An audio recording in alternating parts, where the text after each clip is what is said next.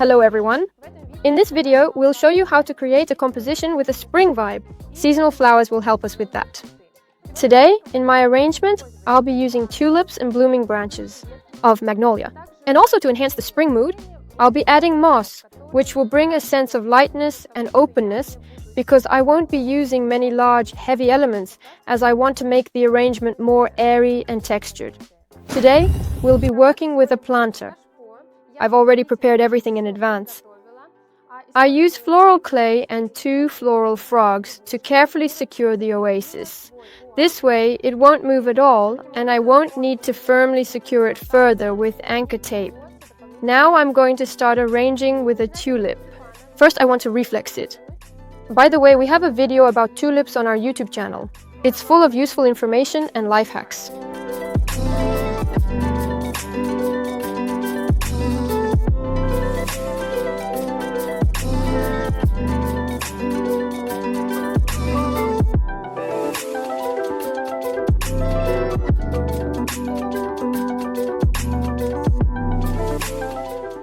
By the way, here's a good life hack.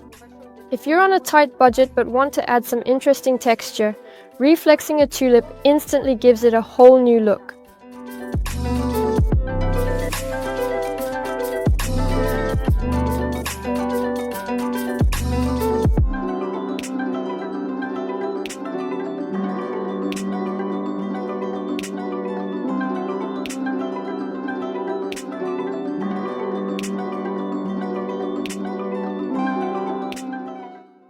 To make the arrangement look more natural, I'm not going to reflex all the tulips.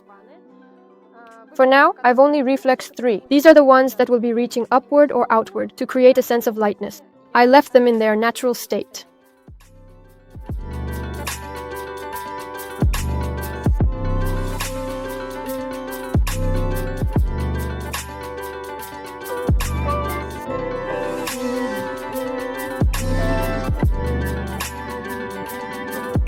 The magnolia branch that I have is quite large, so I'm going to split it into 2 parts.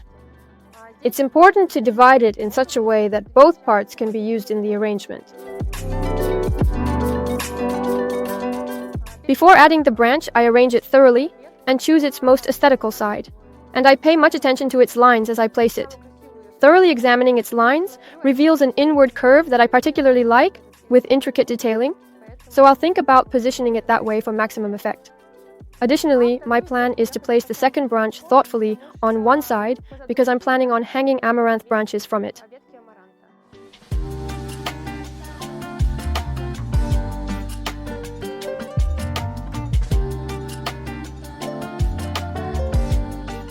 Now, I first want to arrange the moss, but to secure it, I need to prepare some additional necessary materials and tools.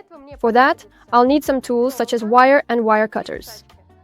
We need to cut about 10 symmetry wires and then take this piece and bend it in half. This way, we get a pin that we can use in order to effectively secure the moss.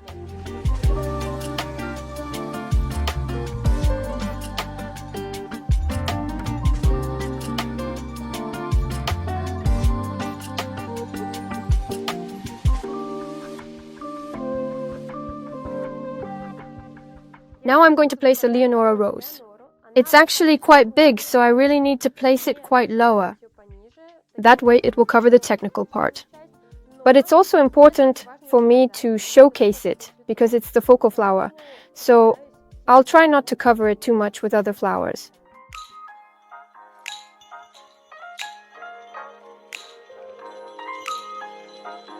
Look, there is so much of spring in my arrangement.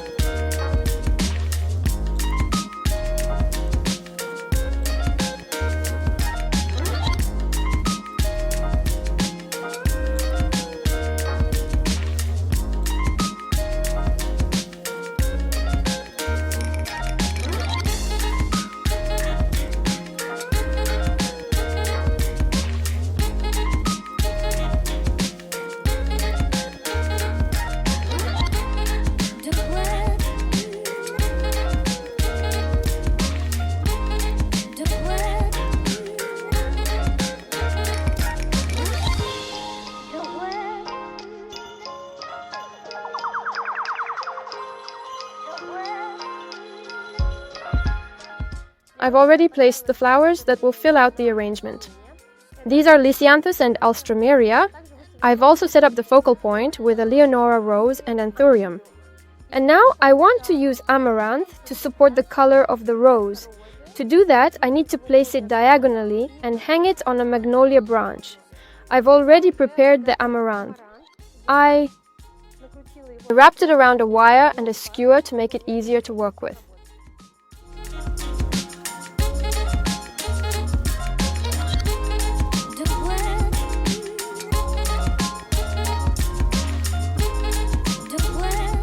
We carefully place the amaranth at various angles and different heights, wrapping it harmoniously around the magnolia branch in a careful manner. This way, we create interesting and delicate lines.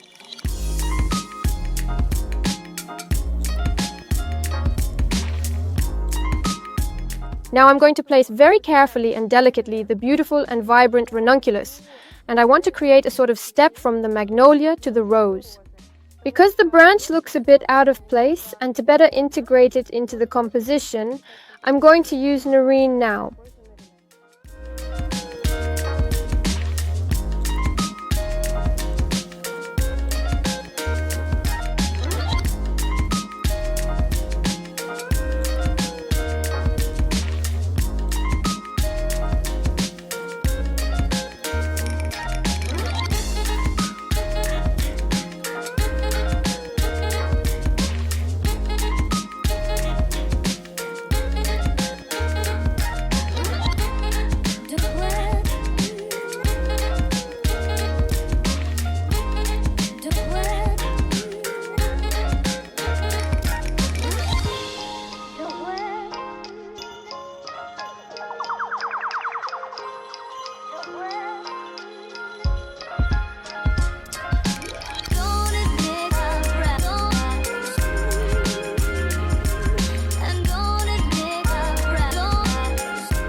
Alright, I got a little carried away, but I placed the Nerine and set two of them side by side. And I placed more on this side, slightly diagonally and towards the back, but it also adds texture to the shape when viewed through the arrangement. Right now, I'm focusing on filling out the composition. And I want to say that in this situation, the moss is helping me a lot. Because I'm creating a sort of little glade made of different beautiful spring flowers. I also added Alstroemeria. More precisely, I reinforced the group here, and, for support, added some next to the Anthurium to cover up the empty space. And I just want to add a few more little branches there. I also added a little of Panicum. It has a fine, interesting texture, and creates a sort of splashing effect in the composition. Now I want to add some moss. It will help me cover the oasis, and thanks to it, our composition will look complete. It turns out light and airy because we don't have to cover the technical parts with heavy big flowers.